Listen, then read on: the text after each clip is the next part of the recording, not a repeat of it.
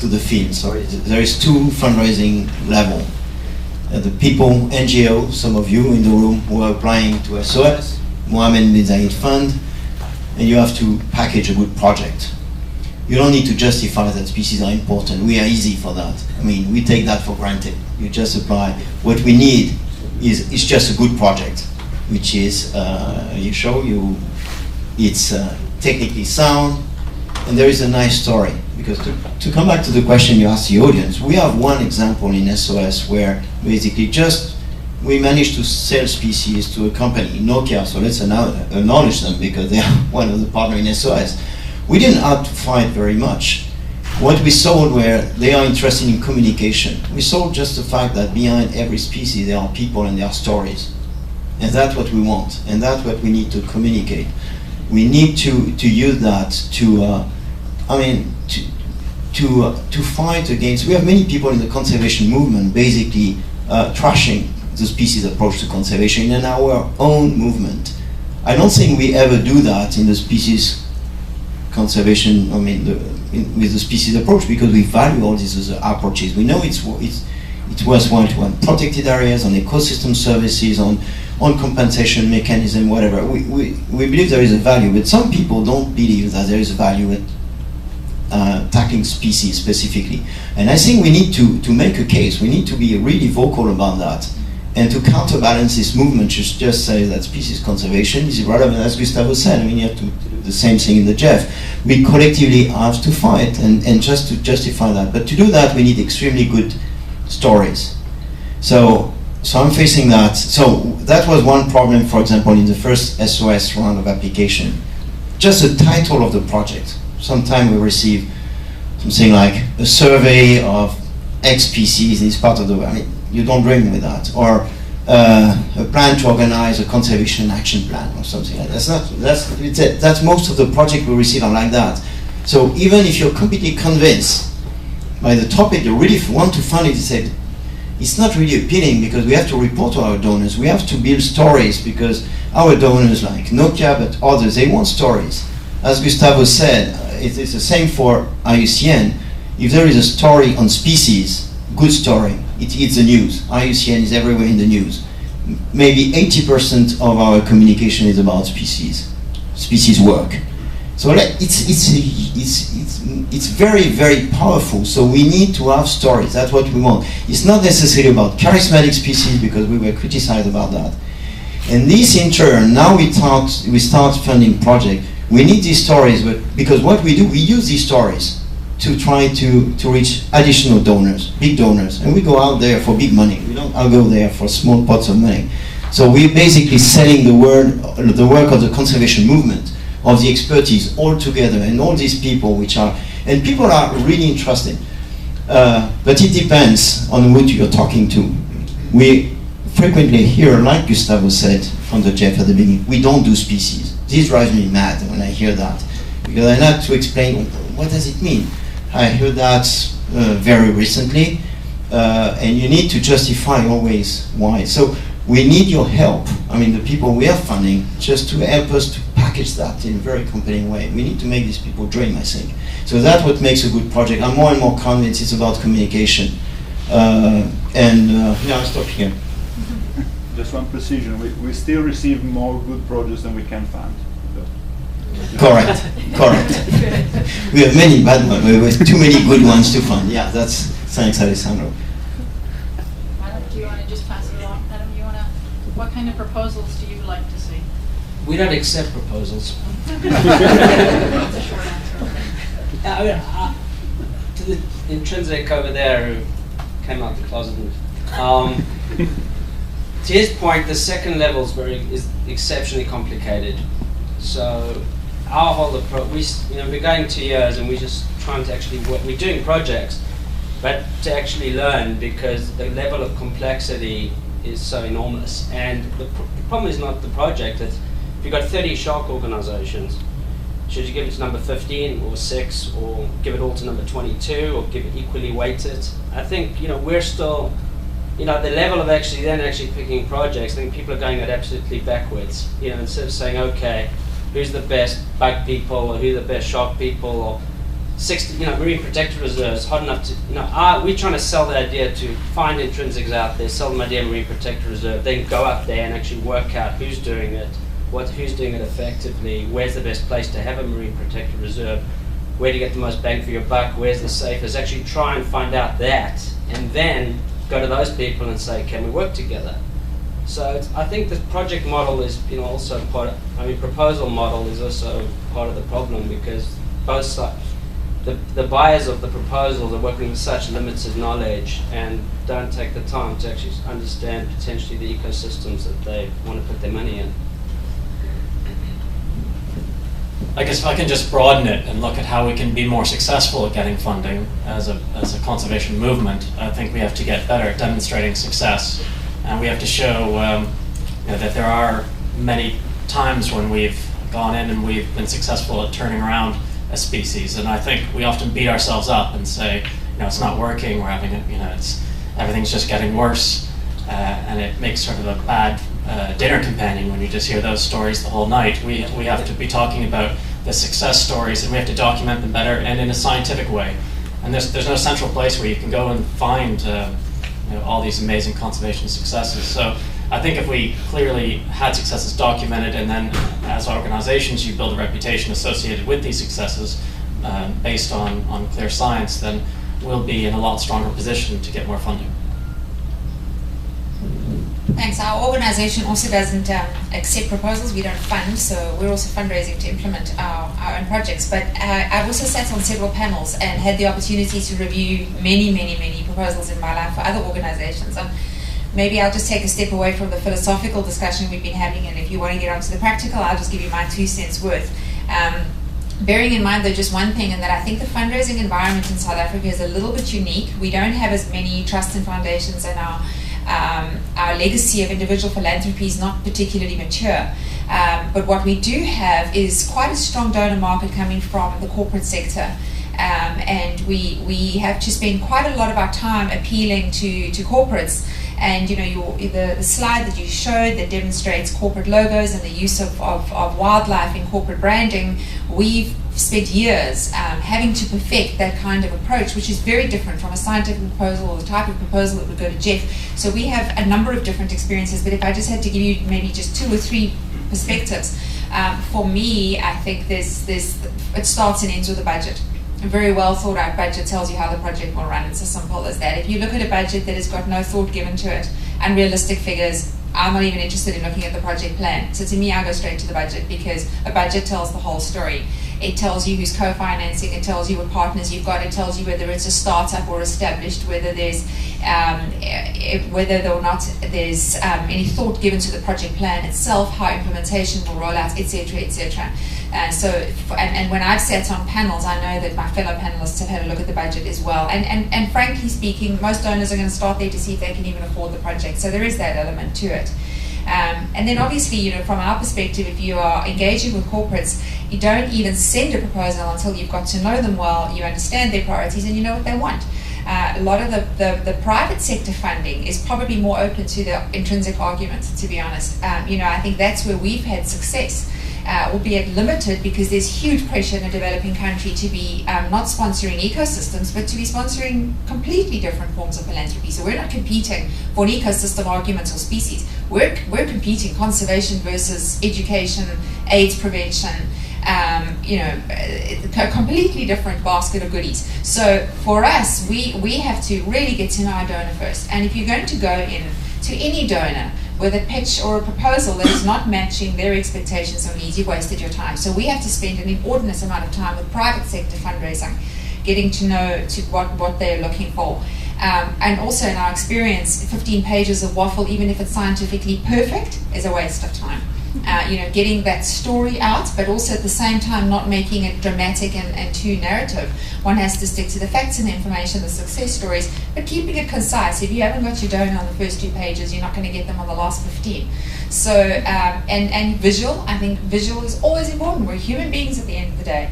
And I think that if you've got pictures, once again, not downloaded off National Geographic site to show them what a snow leopard looks like, but rather conservation in action. It's a strap line of our organization, and we stand by to show your people in the field making a difference. And And the other thing I just want to end off on, because I think one could talk about fundraising forever, and I've sat on a couple of panels where, as I said, moving away from the philosophy but getting into actual facts. You could spend a day workshopping facts, and so we don't have that time. But I just want to bring back one thing, and I think that we so often get accused, and this is not just the species, this is just generally conservation. We get told all the time to leave emotion out of it. And while you don't want a heart-rendering proposal full of blood and guts, and if I have to use the case of rhino in South Africa at the moment, where the pictures coming out are absolutely horrific of the brutality, you show that to donor, you're going to put them off. But I also don't believe that we need to get away from emotion, because there's not one of us in the room that's not in conservation because we're emotional about it.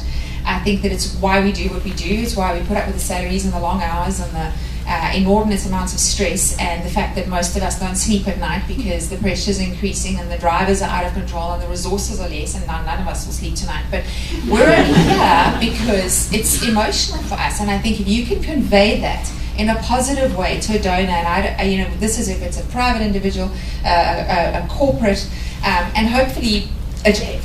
I think that level of emotion, as long as it is well contained and properly directed, has an enormous power to make one proposal stand out over the other. So I think that one could get, one could get into lots of other examples of really practical things that should go into a proposal. We don't have time for that, but those are just a couple off the top of my head. But now the experts will tell us. Well, I'm actually going to divert a little bit from this question, but to highlight that our challenge, our collective challenge, is actually to grow the volume of resources that's available for biodiversity, and therefore it's available also for species conservation. And there are only a few opportunities that occasionally emerge that we need to make use, and this is where I think everybody has a role to play. And you've seen that in the back of the room. This book here is called Defying Extinctions: Partnership for Safeguard by Global Biodiversity. This book was produced by us at the Jeff when I came in, and people said, "Oh, we don't do species conservation." I said, "Yeah, I think we do. You want to see?" So we produced this book that shows that we've been doing a lot of species conservation, and this had a tremendous influence in the Jeff Council that makes decisions on strategies, etc. By the way, we didn't pay a penny for this book, because we got the pictures for free from International League of Conservation Photographers. If there's anybody here to contribute photographs, thank you. The agencies that work with us, like the World Bank and others, wrote the stories on the book. And we got Borders, the bookstore, to pay for the book, because they got 3,000 of these books for the Christmas season to sell, and we got 1,000 to distribute. Borders went belly up a few months later. I hope it was not because of this very important investment. This does not come to the case. But anyways, there's a big opportunity lining up. In a month and a half, I guess, there's the COP in India. And I don't know if all of you realize, but this is going to be the first CBD COP in which there's a financial target before the negotiators that will inform the 6th replenishment of the Jeff Trust Fund. And there are a couple of exercises to quantify what's needed in financial terms. If you are following what happened in the climate change arena and that community, they began working on climate financing, many years ago, and it takes time and takes many years to build up that expectation. But anyways, there is an exercise that's being made to assess the financial needs for biodiversity. Of course, includes species, because one of the Aichi targets is zero extinction. The numbers that are floating now from these analyses are ridiculously high in terms of the reality, like $27 billion, which of course we're not going to get. But it ups the ante in terms of the spelling out why this money is needed and for what. So the COP in India is going to be highly consequential, because it's the first time that the donors will have to confront this. They fought for a long time not having financial targets being negotiated in the convention. They couldn't hold this thing anymore, and now they will have to confront this. So we'll, in turn, the JAF will have to work with the donors to say, now we have to replenish the trust fund in a year and a half. How much are you going to give us? So the time is now to start working with the countries, particularly the donor countries, because that's where the money comes from, to make sure that we have a different game at the end of the sixth replenishment. So this is and since we are doing a lot of species conservation already, of course this is going to trickle down. But I ask that all of you who are connected with governments and connected with the CBD process to act on this, because it's a great opportunity. It's going to be a unique opportunity, and it might not come anytime soon if we're not successful. Fred, do you want to go first and then we'll come back to Jonathan? Is that okay? Well, I think to come up on what makes a good proposal, I think we take proposal, and we take a lot of proposal. I mean, since 2009, we have well over 3,000 proposals that we receive. I mean, that's part of the job. And I think one of the main things is that when we send us proposals, think of the people who are actually going to read them. Okay? I can tell you, we've got Nicolas here that a lot of you know, but I know what he does, and it's part of his job, but it's also part of respect for the people who are actually submitting proposal. Every single proposal is read. He read everything. I read every single one, and it's rewarding sometimes, extremely frustrating at others, but we do that. So one of the key things for us is actually read what we ask. That's one thing. Be modest in your claim of fame or of achievement. We are giving small grants, so we know very well that with $25,000 US a year, you are not going to save the planet. So you don't need to have pages and pages of achievement and all that. Be targeted, really say what we will do. We know that in most cases we will be a co-founder, we will be the first movers, we will help you leverage additional fund. That's all we need to know. And again, this is a species fund. We don't need to have extra justification, but be precise, be concise, and be realistic on what you want to do. And I think it goes a long way to actually help making a good proposal. Then Jean-Christophe said we need stories. Yes, we need stories. Our founder is as interested in the species and in the people who are actually doing the work. I mean, one of the key things for him is actually to be able to have a grassroots fund which is actually keeping people working and expecting that they can do a career in species conservation. And that's also very important. It's very important to have the feeling that you can do something at your level, and that it's a rewarding career. So put that aspect also up front. Again, these are the small funding, so we target a lot of young professionals. Very often we are the first time they receive a grant or support, but that's very important. This is something we are very keen on, and we know how to take risk. But be precise, concise, modest and realistic, and read what we ask, and don't try to do too much. You just answer the question. Oh, that's great. It works, it applies to SOS. Just one thing to add to the list: comply to the guidelines. Because many times it's a first filter, so if you don't like doing a log frame but your donor asks for it, it's because there is a reason. Maybe someone higher up asked for that, or there is a process. Or if we say Africa, don't submit something for America. I mean, and it happened. We had many projects like that, so that's very important. So Fred, Gustavo, JC, Adam, you guys are amazing. Flatter your donor. That's the element. No, but more seriously, I wanted to respond to Gustavo's point about growing the green grants. And I completely agree. We have about 4% of money going, or charitable giving going into the environmental sector in the UK, and then in America, I believe it's something like 7%. And so how do we scale that up? And I don't think it's about going out with our same conservation message, just saying conservation is really, really, really important. I think it's about us coming together and having a much stronger, bigger vision with some bold ideas that need significant amounts of funding. And I think it's about the major conservation organizations coming together and creating that vision and showing that it can be successful, and having a really strong evidence base behind that. And if we can do that, I think we'll find that we'll actually be very successful at raising a whole other level of funding for conservation. Thank you. So given that we have a wonderful panel of excellent fundraisers and donors, I'm going to open it up. Who wants to ask a question?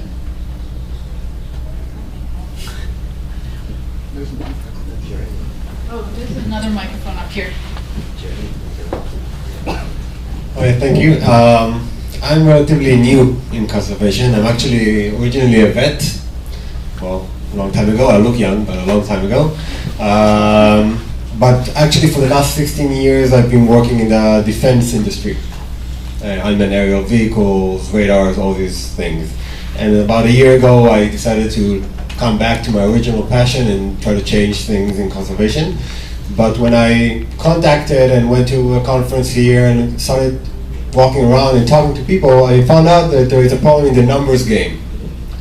As you said before a minute ago, most offers are modest, $25,000, $50,000. They create a change for a specific maybe research or issue. But sometimes when you want to make actual change, your figures are much higher. When I sing in the lobby, I say 6 figures or even 7 figures. People